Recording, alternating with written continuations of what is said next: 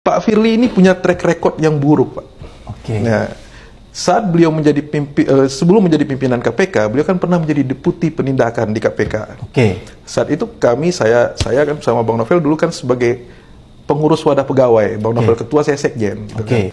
Kita sempat melaporkan berapa kali pelanggaran yang beliau lakukan. Oke. Mulai dari pembocoran dokumen, bertemu pihak berperkara, sampai pernah kita juga bikin petisi. Penyelidik dan penyidik membuat petisi kepada pimpinan KPK, Pak Agus Rarjo dan kawan-kawan, agar memproses deputi penindakan saat itu, Firly, namanya waktu itu Firly, bukan Firly Bahuri. Firly Bahuri ini saat jadi pimpinan KPK. Oh, dulu cuma Firly? Firly saja. Oh. Pak Firly ini, kita menduga membocorkan kasus-kasus yang saat itu dalam proses penyelidikan, yang terkait dengan, kalau kita kan ada dua Pak, penyelidikan tertutup dan penyelidikan terbuka. Oke. Kalau tertutup ini kan OTT, outputnya. OTT.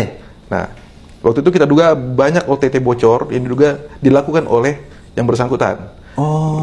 Nah, setelah itu Pak Firly kan sebenarnya waktu itu kan hasil DPP, Dewan Pertimbangan Pegawai, Pak Firly itu harusnya dihukum.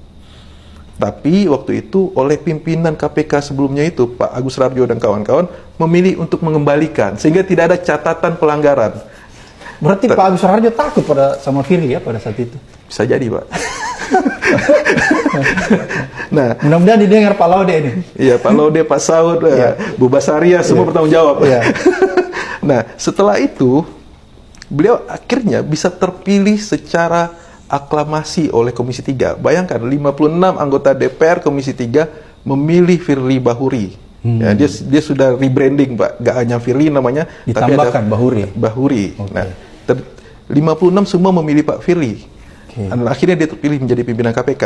Nah, saat menjadi pimpinan KPK, masih terjadi lagi pelanggaran-pelanggaran, Pak. Di antaranya itu soal helikopter. Bapak tentu masih ingat ya? Oke, betul. Yang kita helikopter. Demo. Nah, terus ada juga pelanggaran terkait dengan bertemu dengan pihak berperkara. Siapa itu dia ketemu? Pernah bertemu Lukas NMB. Wih, gila. Siapa lagi? Ya, padahal kan pimpinan KPK kan jelas ya, Pak ya. Tidak boleh bertemu dengan pihak berperkara dengan alasan apapun. Bahkan pihak-pihak terkait, bukan pihak saja terkait. Nah, itu jelas. Tapi dia punya argumentasi lain. Nah, terus ada juga yang kasus SDM yang sempat viral. Ya, Bapak dan kawan-kawan melaporkan dulu ke Dewas dan juga melaporkan ke Polda Metro. Nah, itu juga belum jelas nih ujungnya kemana. Lalu hari ini, saat ini kita mendapat informasi kemarin Pak Syahrul Yassin Limpo diperiksa Polda terkait dengan dugaan pemerasan. Nah, ini ya kalau saya dengan track record ini, kita kan bicara menilai orang bukan dari omongannya ya, Pak ya. Track recordnya. Track record. Rekam jejaknya. Rekam jejak. Kalau omongan ya Pak Firly membantah. Kita lihat juga kemarin, Pak ya, dia membantah. Membantah tidak menerima serupiah pun. Mungkin benar nggak terima serupiah.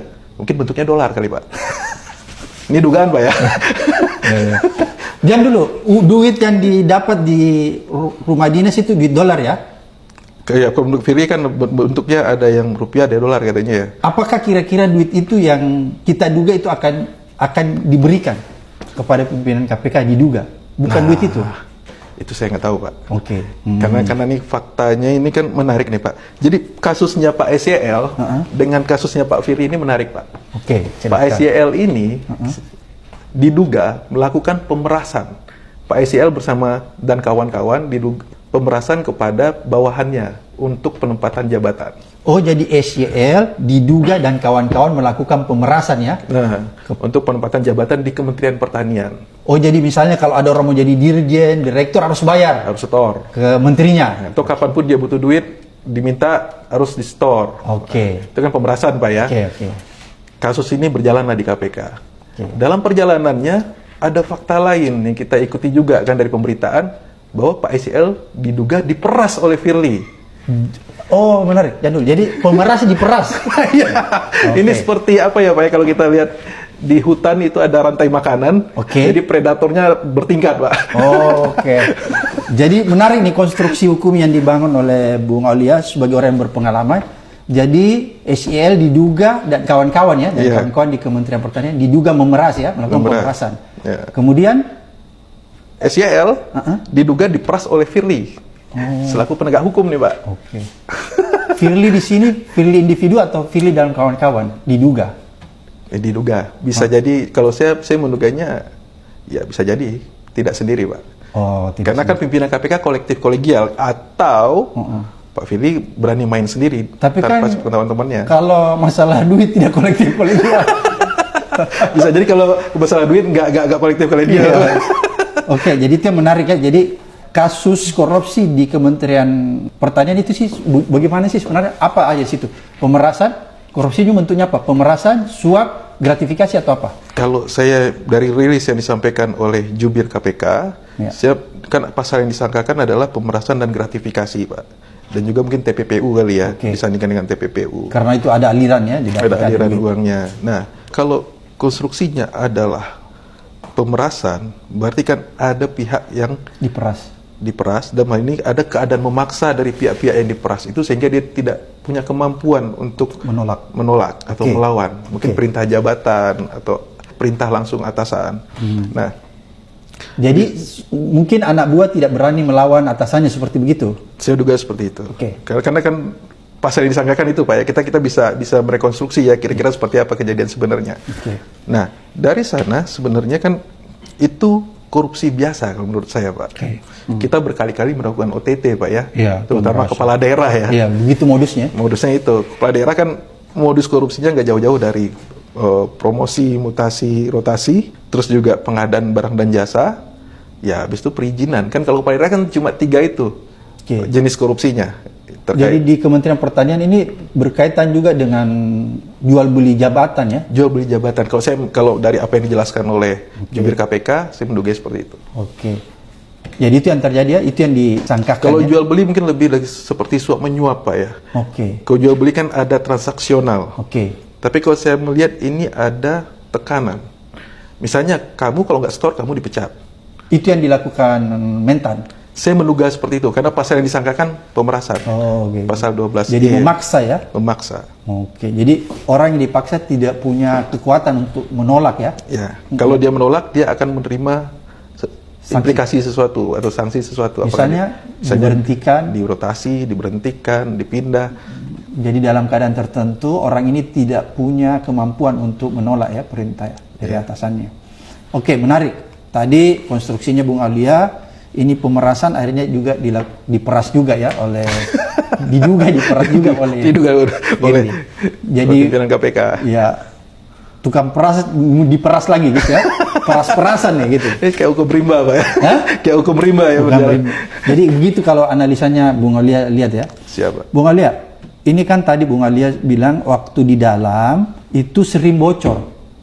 Ada kasus yang kadang-kadang kasus OTT itu bocor. Ketika bocor itu berarti kasus itu menjadi tidak bisa lagi ditindak lanjut ya? Ya betul, Pak. Dulu yang kami alami itu ketika terjadi kebocoran masif ya penyelidikan, Pak ya. Kan kita kan bingung ya ketika kita melakukan penyelidikan, kan kita melakukan penyadapan atas orang-orang yang diduga terlibat. Ya, Pak ya. Itu biasanya kita tahu kenapa itu bocor, itu terlihat dari pola komunikasi, Pak. Bahkan juga di komunikasi pun sering muncul ganti nomor, dipantau 3 huruf, dipantau Kuningan, ada kode-kode seperti itu, Pak. Didengar ya bahwa kita lagi dipantau nih Kuningan, berarti bocor nih. Bocor. Ya, banyak itu waktu itu terjadinya cukup masif, makanya kami waktu itu melaporkan kepada pimpinan KPK waktu itu. Dan waktu itu kami di penyelidik dan penyidik yang biasa menangani kasus-kasus penyelidikan di kasus-kasus terkait dengan OTT, kami menduga pelakunya adalah Firly pada saat itu selaku Deputi Penindakan. Jadi berarti ini bukan hal yang pertama ya kalau menurut Bung Aulia ya kejadian ini. Makanya saya nggak kaget, Pak. Makanya ketika ada informasi media kemarin, Mentan SYL diperiksa di Polda Metro terkait dengan dugaan pemerasan, saya tidak terkejut, Pak. Karena sudah punya, ini hanya soal waktu yang membuktikan, atau ini takdir Allah saja yang akan membuka tabir selama ini menutup apa yang terjadi di KPK atau apa yang dilakukan oleh pimpinan KPK.